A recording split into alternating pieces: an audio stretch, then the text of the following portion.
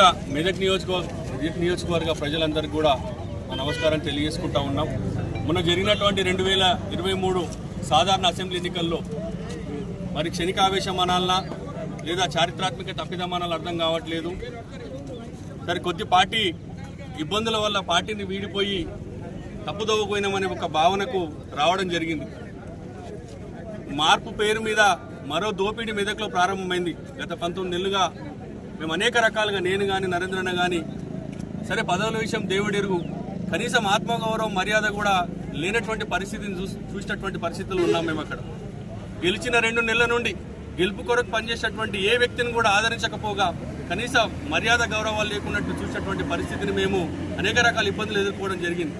మరి ముమ్మాటికి మాకు అర్థమైన విషయం ఏంటంటే, ఈ తెలంగాణ రాష్ట్రంలో మరి అప్పుడే పుట్టిన చంటిబిడ్డ తల్లి దగ్గర ఉంటే ఎంత క్షేమంగా ఉంటుందో, ముమ్మాటికి తెలంగాణ కూడా కేసీఆర్ గారి చేతుల్లో ఉంటే అంతే క్షేమంగా ఉంటుందని ఒక భావనతోని మరోసారి మేము చేసినటువంటి పొరపాటును యావత్ మెదక్ ప్రజానికి మమ్మల్ని క్షమించాలని మనస్ఫూర్తిగా వారికి కోరుకుంటూ, మరి ఈరోజు మమ్మల్ని అందరినీ కూడా ఆహ్వానించడానికి మరి సొంతింటికి తిరిగి వచ్చిన సందర్భంలో టీఆర్ఎస్ పార్టీ కుటుంబ సభ్యులందరూ కూడా పేరు పేరున మరి శిరస్సు వంచి వారికి నమస్కారాలు తెలియజేస్తూ, భవిష్యత్తులో మరి ఇక్కడ ఉన్నటువంటి టీఆర్ఎస్ పార్టీ క్యాడర్తో అందరం కూడా మెదక్ను పూర్వవైభవం దిశగా మా వంతు కృషి చేస్తామని తెలియజేస్తూ, అక్కడ అనేక రకాల అవమానాలే కాకుండా కుటుంబ సభ్యులను సైతం కూడా వారు మరి చెప్పుకోలేనటువంటి భాషలో, చెప్పుకోలేనటువంటి పదాల్లో మేము అందరం కూడా ఎదుర్కోవడం జరిగింది. కాబట్టి మెదక్ ప్రజలందరూ కూడా గమనిస్తూ ఉన్నారు.